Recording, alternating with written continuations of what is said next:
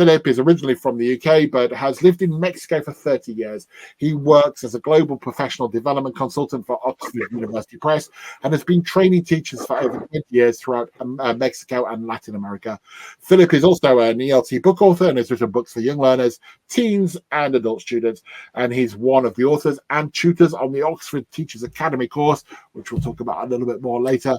He also, as I jokingly but enviously say, has the best slides I ever see in presentations. So to get block 2 open and off and running, Philip, the floor is yours. Good luck, and I'll see you on the other side.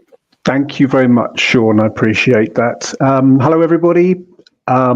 Greetings from Mexico. It's 10 o'clock in the morning here. I know there are people in different parts of the world, and I appreciate that you're joining at very unusual times. Wonderful, wonderful, wonderful. I'm going to be asking you to do some things in the chat as we go through. It will go rather quickly, but I'll try to pick up on the things that we have there. There will be a space for questions at the end, and there's a tab at the top that says Q&A. If you want to put in questions there, we can pick up on those at the end. Wonderful, wonderful, wonderful. So yes, and I've been in Mexico for 30 years and 5 days, precisely. Brilliant. So let's get started with the slides. So today we're talking about helping students develop confidence in the skill of speaking. And this is what I want to do. I have the structure of the session. I'm going to be starting with some assumptions and some questions. Then we're going to think about some reasons why students don't want to speak in English. There are many. Then we're going to move on to establishing the right conditions in the classroom, seeing how we can put that into practice, and then we have conclusions, and then we'll have the space for questions. And I think Sean's going to join me for that to help me out. So the first topic is, well, the first thing we're going to look at is some assumptions and some questions. So I live in Mexico. I have worked in different countries, but mostly in Mexico. And I have not met most of you. I do not know exactly what your classrooms are like, but I have certain assumptions about,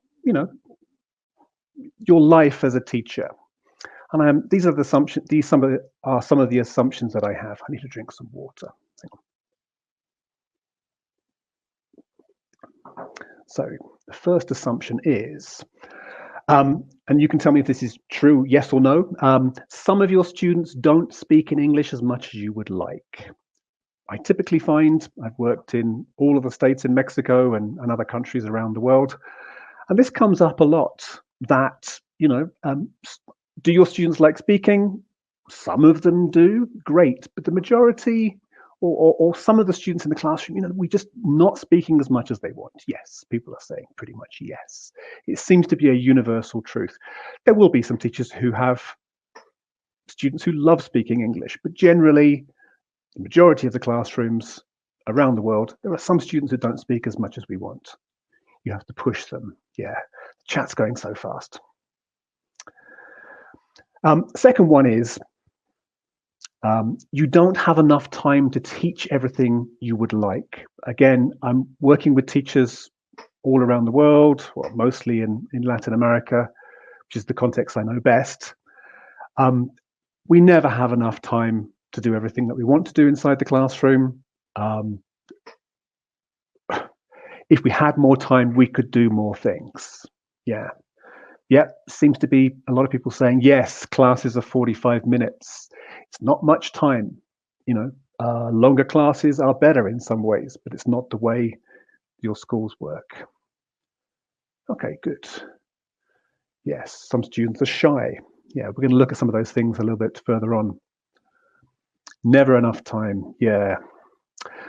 And the last one, slightly different, is that as teachers, I believe, or what I've seen, is that your family and friends do not understand how complex teaching really is. Okay, see what's coming up in the chat. Yeah, teaching is, many people have tried teaching. It can be a fantastic, wonderful thing to do, but it's an incredibly complicated thing, managing a classroom. getting people in the right mode and mood to learn. And the majority of non-teachers don't understand the complexity, how complex teaching in the classroom is. But in fact, I think that's one of the things that actually makes teaching so interesting. It keeps us interested because there are so many things going on at the same time. Yeah, they don't understand, but we do. Yes, good. Right. So I said some assumptions and some questions. I've got two questions here. I've got a true and false question, and I have a question with numbers 1 to 5. And if you would like to put in the chat your answer, you don't have to write the word true completely or false completely. You can just write the letter T or F. Lots of things coming through. Yeah, the two questions. So the first one is true or false. It can be difficult to get students to speak in English. Yeah. And the second one, on a scale of 1 to 5, how important is it that students practice speaking in class? Different, yeah, ask these questions and different answers come through. Got lots of, it's going so fast. It does depend on your purpose of teaching English. If we look at teaching of English going back the first half of the previous century, maybe speaking wasn't important. But I think a lot of teachers, we want our students to be speaking in class. And the bigger the class, the more difficult it is. Yeah, got lots of 5s, we've got other answers coming. I think I saw a 6 come through just then. Brilliant. So these are, as I said, I haven't met most of you. I don't know what your classrooms are like, but these are things that I believe to be rather true. And then inside the classroom, are my slides clicking through? Let me just check this. Okay, I'm trying to click through my slides. What side do you think you should be on, Philip? Oh yeah, I see what you're doing. Yeah, you were clicking it for some reason. It was circling for you. Can you do it now? Oh, Philip seems to have disappeared. There we go. We're going well today, aren't we? Hi again. Just when you thought you'd had enough of me. Philip, are you back? Oh dear. Looks like he's dropped out for a second. Hi everyone, me again. So it looks like Philip's just had a bit of a drop out there. We'll hopefully get him back in a moment. Is that when we have various Philip, yes. you completely dropped out. Am I back again now? You are now. So I came in when you said I'm having a problem with the slides, and I came on to talk to you there, and then you dropped out for everyone. Okay. Okay, so I'm back again. Yeah. All right. Brilliant. Thanks for being there, Sean. I appreciate that. Another thing that happens inside the classroom is that students have mixed abilities. They have different levels of English, they have different learning speeds, they have different attitudes towards English, they have different degrees of learner autonomy, different levels of motivation, and different degrees of participation. Some students love to participate and some don't. And I want to think about a couple of students. Student A, here we have, and I've got a little, this idea of like a volume control. Student A doesn't have very good English, doesn't learn very fast, but likes English a lot. Doesn't necessarily have, learner autonomy or ability to learn on their own very much, but good motivation and they like to participate inside the classroom. And a second student here, student B, good English, learns fast, good learner autonomy, they can learn on their own, but they don't really like English. They're not very motivated inside the classroom, and they really don't participate. A question for you: which student would you prefer to have inside your classroom? I hope you can hear me there. Which student would you prefer to have in your classroom? Okay, going to get different answers. Oh yeah, both. Yeah, you ask these questions, you always get a mixture of answers. There's no correct answer to this. A lot of A's coming through. So even if somebody doesn't have good English, but we kind of like students to be, to like English, to enjoy being inside the classroom and like to participate, even if they don't have a lot of English.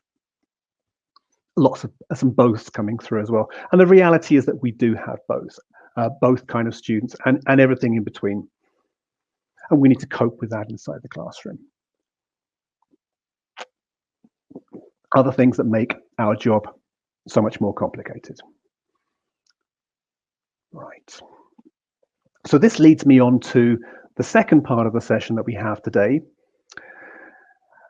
Why students don't want to speak in English. And I'm not sure if the chat is going to move too fast, but hopefully I can pick up on a few things here. I've got a question for you. Try not to write answers which are too long, but it says, write in the chat, what are some of the reasons that students don't want to speak English in your classes? Shyness, fear of making mistakes. Yeah, I can see lots of these things coming, even though it's going fast, feeling embarrassed. A very, very common one is that students don't like making mistakes. Anxiety, so fast. Yeah, and hopefully you can follow some of these things. Lazy, yeah. Student B in the previous example, yeah, not interested, lazy, doesn't want to participate. That's a valid reason for not participating. Feeling ashamed. Bullying I saw coming through there. This is important. Not enough language. Okay, I've got some, because the chat is going very, very fast. It's not possible to pick up on everything that people are saying. Here are some things, and keep them coming. There are various reasons why students are not going to be talking inside the classroom. Some very common ones coming through. I can see the one I'm going to mention first. Not having enough vocabulary or grammar, very common. That comes down to partly planning, not understanding instructions. That comes down to classroom management. Not having a reason to speak. Why should I speak if I've got no reason to speak?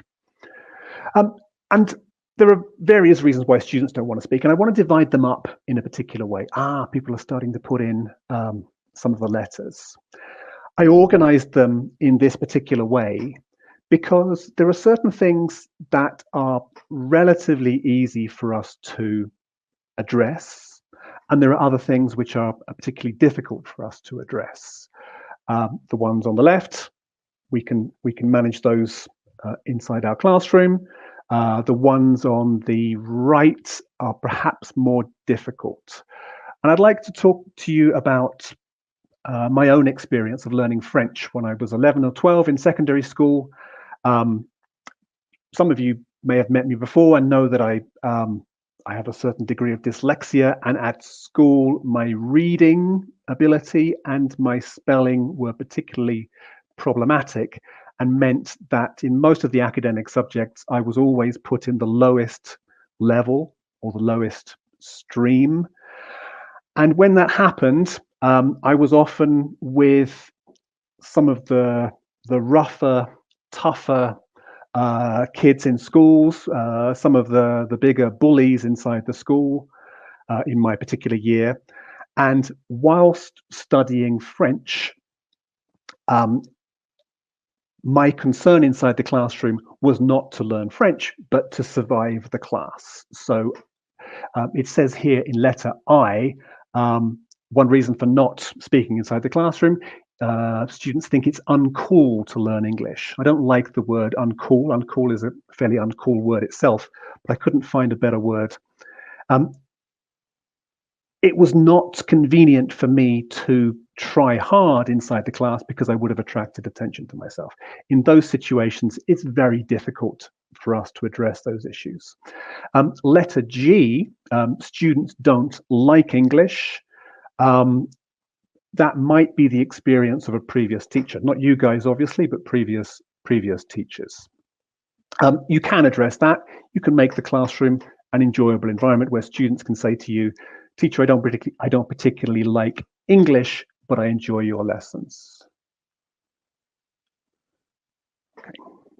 And people are putting in different letters. Yeah.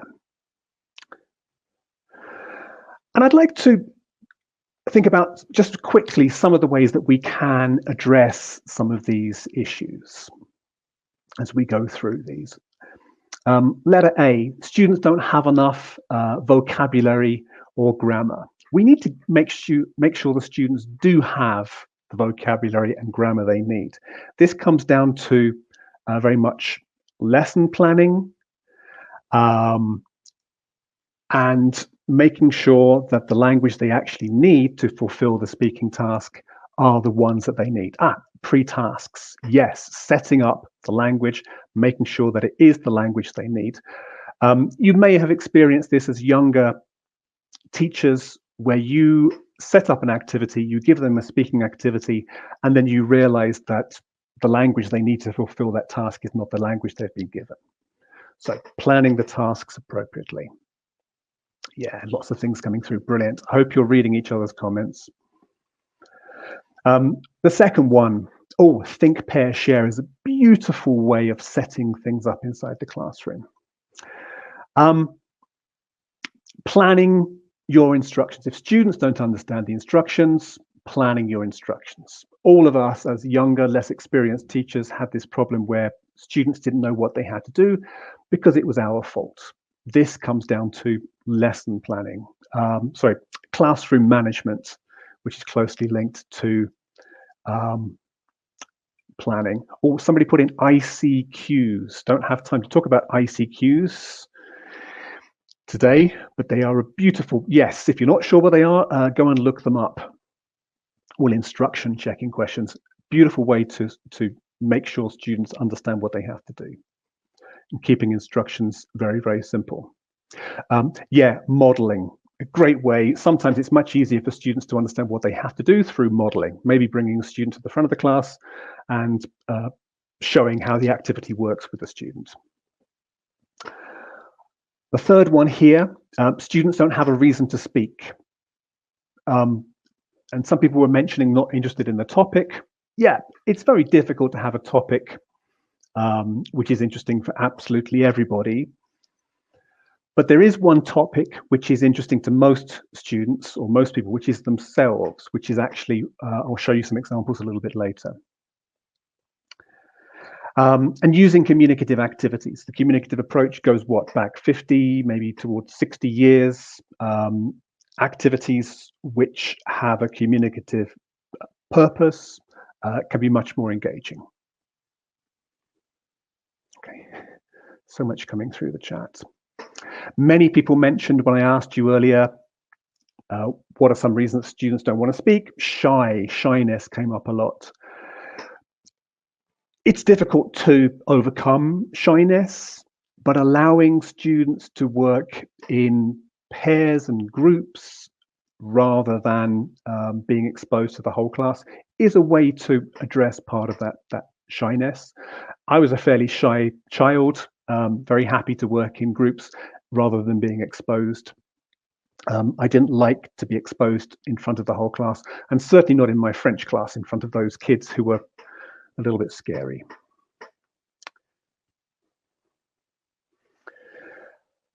Feeling foolish speaking English, it can be quite difficult. I don't find the little French that I have, I don't feel very confident with my French accent. I feel a little bit foolish. Allowing students to speak with their own accent. You're going to sound like yourself. I live in Mexico. Most of the people I meet here who speak English with a Mexican accent. I speak Spanish in Mexico with an English accent, and I probably will for the next however many years I continue living here. And the last one, and I think it's an incredibly important one, students don't want to make mistakes. People mentioned this when I asked a little bit earlier on. Mistakes are incredibly important. I don't like the word mistakes. It always has a negative connotation. but we want our students to experiment, to try it out, see what happens. And one way of addressing this is to praise effort over accuracy. Yeah, brilliant, you try it. Yes, and we can correct later, pick up on those things. Errors and mistakes, there is a distinction made between these two. I'm not doing that right now. I tend to use them kind of interchangeably. I know that not everybody does. So, moving through, there are many reasons why students don't want to speak in English inside the classroom. But if we establish the right conditions inside the classroom, we can do something to help the students develop more confidence in speaking. Yeah, positive reinforcement. Now, another question, and this is probably going to go very, very quickly again. Maybe don't write anything too long because it's more difficult to read and to follow. But the question is, how do you encourage your students to speak in English? Oh, I think singing. Actually, that's a very interesting one because it's practice, it's controlled practice, it's often done chorally, it's a way of practicing, and it's kind of through repetition. It's quite nice. Singing, karaoke, games, definitely. Doing things like role plays. Role plays are great. There's the structure, there's the control. We can give a bit more control to students. Reading out loud. Not all students enjoy reading out loud. Perhaps doing reading aloud in small groups or pairs rather than in front of the whole class, especially if you have students who struggled with reading like I certainly used to. I still do, but not as much as I did in the past. Yeah, lots of things coming through. Games, definitely. Games are fun. Oh, and the word motivation is coming up. Debates, being patient. So many things. Projects is also coming up. I love projects inside the classroom. Projects give a lot of control to the students. It allows them to work in their own way, create their own product. There are many reasons for doing projects inside the classroom. And projects don't need to be very extensive. You can do projects that last 20 minutes, half an hour, a class. They don't need to be quite as long as sometimes we think projects should be. Brilliant. Okay. Icebreakers, yes. Okay. Pair work. Right. Yeah, we need to do lots of things, and the concept of motivation has come up, and motivation is incredibly important. If we don't have motivation, most people won't learn anything if they don't have the particular motivation. And motivation, there are many different models of motivation. And the current model that I particularly like, let me find my notes, is mentioned in one of the papers that we have. I think my colleagues are going to be mentioning these papers tomorrow. In the paper, using technology to motivate learners, there's a model that comes up here, which has 3 different elements. And for me, this is the best model that I know of for thinking about how to motivate students inside the classroom. It's actually a model that comes from human-computer interaction, but it works beautifully inside the classroom. And there are 3 elements here. They are autonomy, relatedness, and competence. I'll explain what each of these are. Oh, positive energy. How do you create positive energy? Providing confidence. Asking questions about things that are interesting to them. Yeah, many different things. So autonomy here is feeling agency or feeling in charge of one's own environment. If you want a clear, short definition of autonomy, is feeling in charge of one's own environment, acting in accordance with one's own goals and values. if we give students the opportunity to feel in charge of their environment, that they are part of the classroom there, and that they can work in the way that best fits them, that can be very motivating. The second one, relatedness, feeling connected to others, or in a simple way, a sense of belonging. Give me a quick yes or no question. Think back to your secondary school when you were in your teenage years. Did you feel that you belonged in all of your classrooms? So a quick yes, no question. Thinking back to your secondary school, did you feel that you belonged in all of your classrooms? I certainly didn't feel that I belonged. Some people are saying, yes, great. Or we're going to get a different set of answers. Yes. And my own experience of not feeling that I didn't belong, just not interested, just switched off. Teacher doesn't care about me. I don't care about the class. Nothing happens. Not all of them. I've got some yeses coming through. Wonderful. So if you can make students feel that they belong inside your classroom, and we can do that in many different ways, we're in a win-win situation. One simple thing you can do to make students feel that they belong, address them by their name, welcome them as they come into the classroom. And those, a very simple thing you can also do for those difficult and problematic students, give them a little bit of responsibility. That can make them feel like they belong. Maths, you hated. Yes. Was it because of your teacher or was it because of the subject? Oh, a lot of English language teachers struggle with maths. It must be said. And the last one here, competence, feeling capable and effective. Not liking maths might have been that you didn't feel you could do it. And we kind of switch off in those situations. Okay. Always give them an opportunity. Yes. And I like to think about these three elements of motivation that I'm talking about in this kind of Venn diagram way. I'm very happy with my little Venn diagram that I created there. And the goal is not always possible because students are very different inside the classroom. It's not also always possible to get everything at the right level. But if we can get students feeling in charge of their own environment, feeling they belong inside the classroom, and feeling that they can actually do things with English, we get this fantastic little thing right in the middle. And students will almost certainly have a higher level of motivation. Now, and this is what really, really interests me. Characteristics of a motivating task and activity.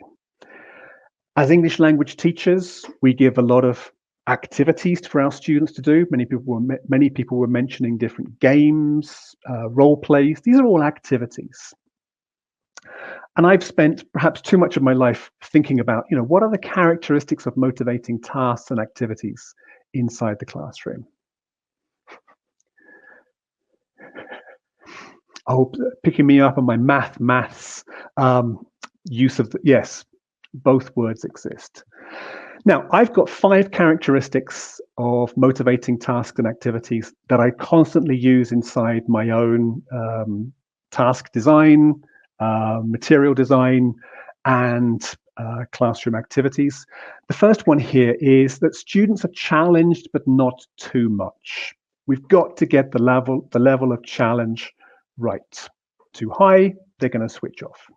Too low, they're going to get bored. The second one, there is a reason to communicate.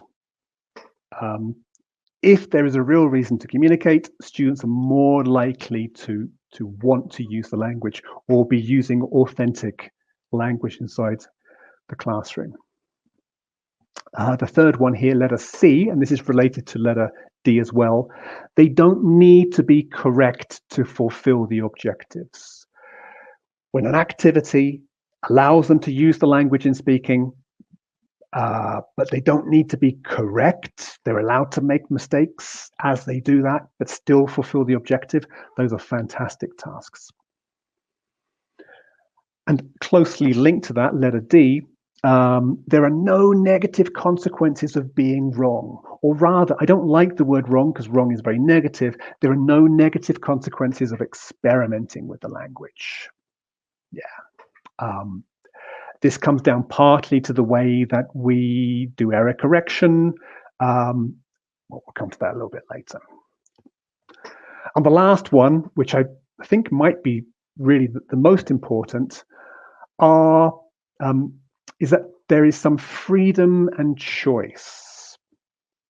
If you can construct an activity or you allow your students to work inside the classroom where there is some freedom and choice, we are automatically setting up especially one of these different elements of this model of motivation. Okay. And I'd like you just to think, I'll go through and explain this, but I think there is a correlation between each of these and at least one of these elements of motivation. I can see people are adding to my list of characteristics. This is definitely good. Yeah, letter A, students are challenged, but not too much. That is allowing them to feel competence, that they can do something with the language. Letter B, there is a reason to communicate. This is very much linked to relatedness. Students are actually working with other people inside the classroom, using language for authentic purpose. Not all of the activities we're going to do inside the classroom will be authentic and communicative, but they are pre-tasks, as somebody mentioned earlier. They are activities that allow the students to build up that confidence to take part in the speaking activity. Letter C, they don't need to be correct to fulfill the objectives. That would develop competence again. There are no negative consequences of being wrong. I think that links very closely to competence. I can do it. My language is not perfect, but I can do it. The last one, letter E, sorry, there is freedom and choice, which is autonomy. In the classroom, you are the teacher, you are in charge, you are in control, you are managing the whole situation. We're not going to give them complete freedom and complete choice. But when we do give them opportunities to make their own decisions, it can be incredibly motivating. Brilliant. Okay. This kind of stuff just fascinates me. It's like, what is it about an activity that activates aspects of motivation? What is going to engage the students? Project-based learning. Projects automatically give a lot of freedom and choice. Yeah. So we need to move on. Making mistakes is a sign of learning. Yeah. Giving students the opportunity to, I don't like the word mistakes and wrong and incorrect and error because they're all negative. Experimentation might be a nicer, better, friendlier word. So putting it into practice. I understand somebody's going to be speaking about this a little bit later, but I'd like to take some examples of this. There's a new edition of English File coming out.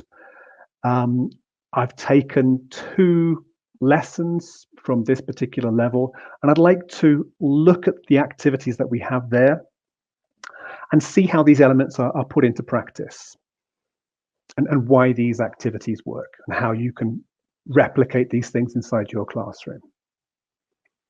So here is a page. I'm not asking you to read that. I'm going to make it slightly bigger. There are many opportunities on a page of a lesson of English File where students can speak. Elementary, I think that's a little bit of A1 and A2. I'd have to check. There are many activities where students get a chance to speak, but I'm going to be picking up specifically on this. And that's way too small to read. So here it is, slightly bigger. Yeah, I do love these books. I used to read them on the metro system traveling around Mexico City, not wishing to carry many books inside my bag. not having to carry around a heavy bag the entire day on the metro system. And these books are great to read, interesting in their own right. But here we have an activity. And I just want to think about, what students are going to be doing here. Now, this is designed for young adults and adults. It is asking students to use photos on their phones. I know that often doesn't happen in the primary and the secondary segments, but this is thinking about adults. And students choose a picture, a selfie or otherwise. They are given 4 questions to think about and to find the answer for, and then they move on to a speaking activity. It looks incredibly simple, but this is the kind of sophisticated simplicity that I just adore. Students choose a picture. Students are given the language they need to be able to carry out the activity. They're given time to think and reflect and find the answer to that. Great way to start a conversation. And then they work with a partner and they talk about the pictures that they chose. And then they change the roles. It can be done with students sitting next to the person with them inside the classroom if you don't have a lot of space. It's wonderful as a mingle activity. Mingle. I'm not sure if everybody uses that term, where students are standing up, they work with one partner, and then they have a chance to move around and work with somebody else. Mingle activities are beautiful if you have the space and the time. Well, we'll come to that in a sec. And I want to go back to this activity and look at it in terms of my 5 characteristics. So students are challenged, but not too much. Students are given all the language they need to do the basic activity. They have a chance to practice that. There is a reason to communicate. It's not stated explicitly in the task what the reason is. It's just basic human interest. If somebody shows you a picture, questions come to your mind, but the questions are given to the students here, and they can practice those pre-tasks, yes. They need to ask the questions. They need to give responses. Do they need to be correct to fulfill the objective or the objectives? No, I want the students to speak. It is a beautiful icebreaker, this kind of activity, actually. I want them to speak. I want them to interact. I want them to use the language here. If they're making mistakes, I still fulfill my objective. And if students are getting it wrong, there's no negative consequence. As a teacher, it's quite good, especially in face-to-face classrooms, where we can just listen in from a distance and detect some of those bits of language that students are struggling with, and we can give some practice. There's a nice question here. So we don't correct them. I wouldn't correct the students while they're doing the activity. I would gather some examples of incorrect language that's coming out and work on it afterwards. Some students like to be corrected at the same time, but I think post-correction is often a much friendlier and easier way to help students build confidence. Okay. And freedom and choice. Who is choosing the photo? The students. What are they going to say about the photos? It's their own freedom and choice. It's a beautiful activity. And our moderator for today, I need to mention Sean, because Sean, I've actually stolen some of the ideas that Sean wrote in one of his books, Mobile Learning. Great activities for using photos that come on students' phones for this kind of activity. Great for kind of icebreakers or light activities where students get a chance to practice language and interact. Right. And I want to pick up on a second lesson. This is lesson 7B from the same book. Again, there are many opportunities to speak throughout the whole of the 2 pages, but it's this I want to look at. Again, hopefully you can see that is a little bit smaller. This has got 4 general sections. I just love the way these things are set up. The first activity are some time expressions. Students need to put them in the correct order. Critical thinking. Then it's listen and check, which is a really, really simple and very, very kind of traditional activity, really. The students get to see if they're right or wrong. If they're wrong, they discover that they're wrong and they get the right answer. Ooh, maybe I can put that in the chat a little bit later. The book, Sean's book. Sean, if you look up Sean Walden, you can find his book. And then they listen and repeat. Again, incredibly simple, but incredibly powerful. People were mentioning like a pre-task or scaffolding, allowing, giving students starting off from one particular level, moving up a little bit higher, allowing them to build up and build up to be able to carry out the final speaking activity. Brilliant. Mobile Learning is the book. Yeah. Then the students are given language. When was the last time you did these things? And here, we were mentioning earlier, what are topics that are interesting for students?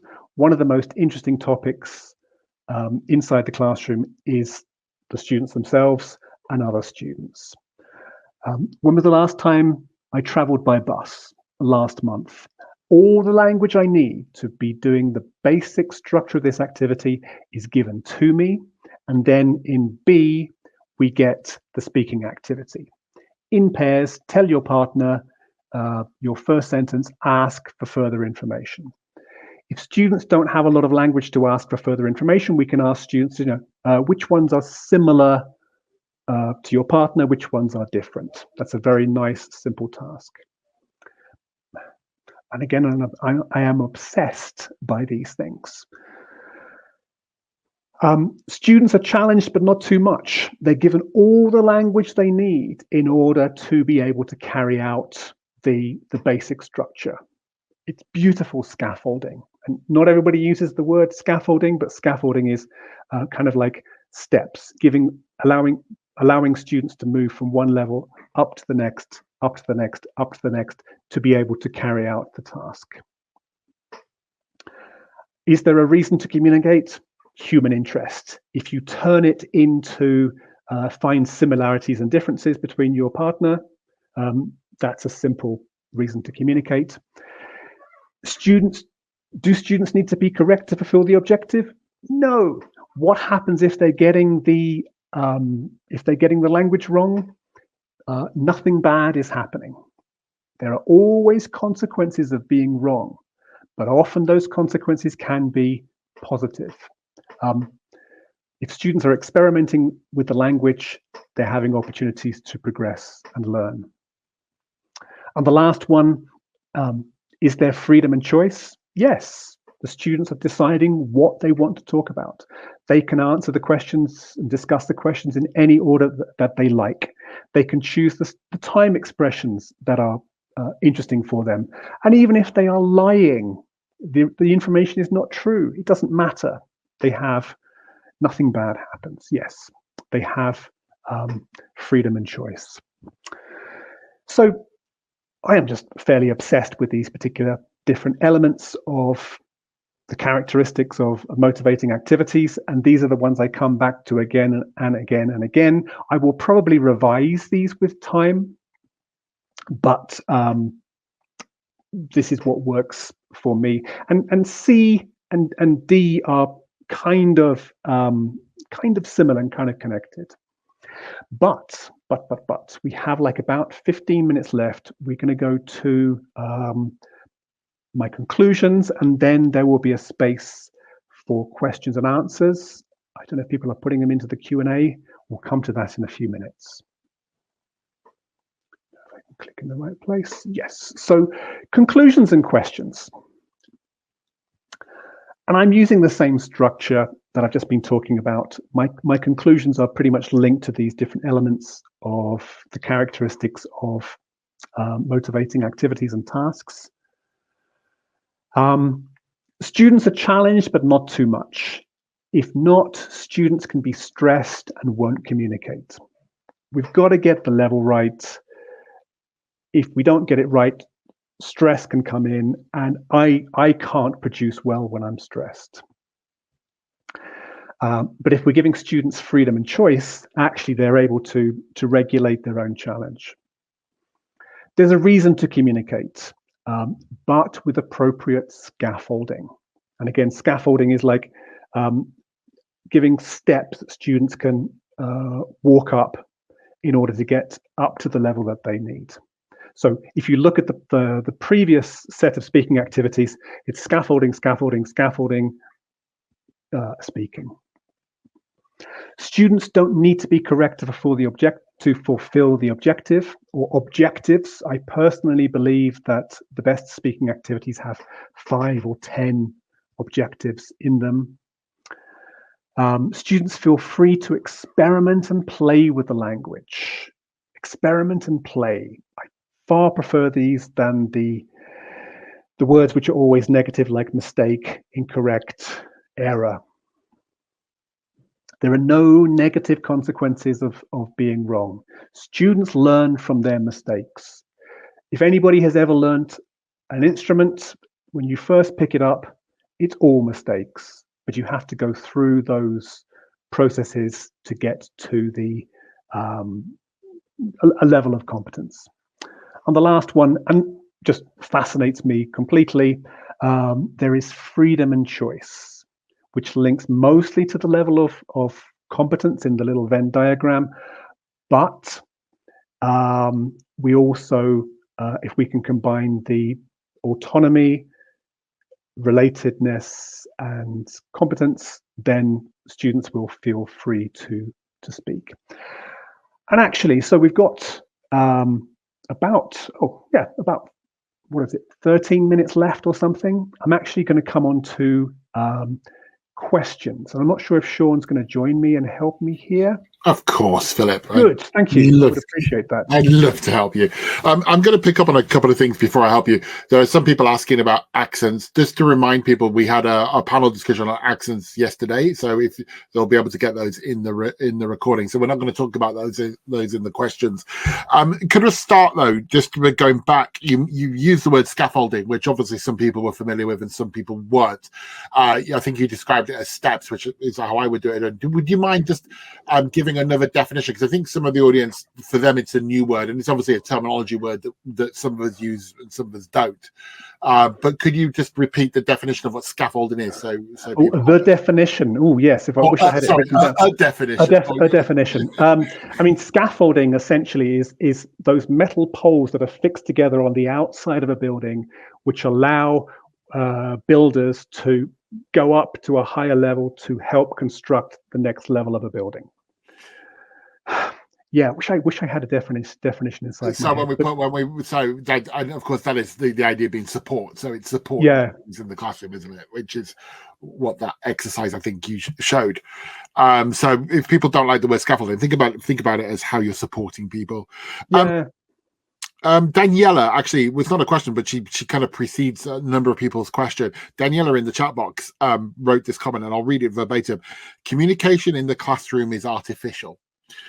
So this leads to a number of people actually said, well, okay, so human interest, the exercise you showed is a human interest activity, but is communication in the classroom artificial, and how can we make it more, maybe can we better the reasons for people speaking other than here's an exercise in the book?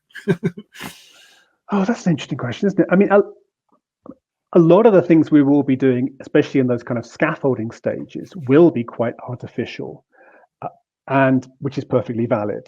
Like listen and repeat, doing a role play, they are quite artificial. And I think those are all very, very valid. It's giving students the opportunity to build up some confidence. Choral repetition is incredibly old as a way of working inside the classroom, but it's giving confidence. I mean, choral drilling is fabulous. Come on. Oh, yes. Yeah, but we weren't allowed to do it about 40 years ago. It went completely out of fashion. Yes. The classroom is an odd environment, but it is an authentic environment in itself. Actually, probably one of the things I really like in terms of authentic communication is when teachers give the first 2, 3, 4, 5 minutes of the class to just asking students about their day, their week, what they've been doing, what their plans are for the evening, what they just ate before they came to class. This is very, very authentic communication. But I think, yeah, a lot of the communication is not going to be authentic, but we can find those moments, but it does often come after the teacher planning, setting up, and managing a set of activities which are perhaps not authentic, but structured to get students to that stage. Yeah, I think that's a really good answer. I mean, I always say that. What would you say, Mark? I know it's interesting. I think you have to be artificial at some point. So that's the point, isn't it? The artifice is there for the practice for real life. So, yeah, the classroom is a real life situation itself. We spend thousands of hours in that situation, but it is a place to prepare for other environments. Yeah, absolutely. And I think if we start worrying about authenticity and artifice in education, then we'll be here forever in philosophical debates. Motivation is one of those things that people are also questioning, a number of questions, because obviously it was a big part of your talk there. So there is obviously there are a number of facets which I see as motivation. How do you encourage people that aren't motivated, that simply don't want to talk with it? I mean, you kind of hinted at it throughout your talk, I feel, but could you maybe suggest one way that we could motivate the recalcitrant student or the reluctant student? It does depend on what the reason is that they're not speaking. My own example is, I wasn't going to practice French because I was going to attract attention to myself from these kids who were going to give me a tough time. That could not really be addressed. Oh, I could have been put in a different group. That might have helped, but that's not the way most schools work. Make the classroom an enjoyable environment. You know, a lot of students don't like English or whatever subject because of a previous teacher. You know, the teacher is not against me. The teacher wants me to do well. The teacher knows who I am. The teacher addresses me by name. The teacher allows me to be myself, a little bit of freedom and choice. You're still the teacher. You're still controlling the entire class, but giving them that little bit of freedom can make them feel, yeah, I belong here. Yeah. Yeah, I think that's a really good point. And the point you mentioned there about obviously the way we work might be different to a different teacher working. So the idea that you want, you said throughout your session, you know, you were talking about mistakes being positive, not negative, but many teachers might not have taken that point of view, which would inhibit someone. Yeah, and in my own Spanish, which could greatly improve. I mean, I'm really frustrated with my mistakes. It's very difficult to get over that. But if you're not giving it a go, you're not going to get past that problem. On the topic of mistakes, then a couple of questions have come in, which I think always come up when we talk about fluency versus accuracy. In that sense of the question that I recall seeing a second ago was, well, how are the students going to learn if we don't correct their errors or mistakes? We need to go through that process of correction, allowing them to notice that it's wrong. And there's a difference between immediate correction and post-correction. Giving students, Sean, you mentioned accuracy and fluency. In those tasks which are scaffolded to get students to the level where they can do the speaking activity, correction should probably be immediate. But when they're in the process of putting it all together and communicating with their classmates, let them go, but listen from a distance and come back to those mistakes. I've worked with a lot of teachers, and I ask teachers, you know, what is something that students always get wrong? And it depends on the different language background. But you know what the students are going to get wrong.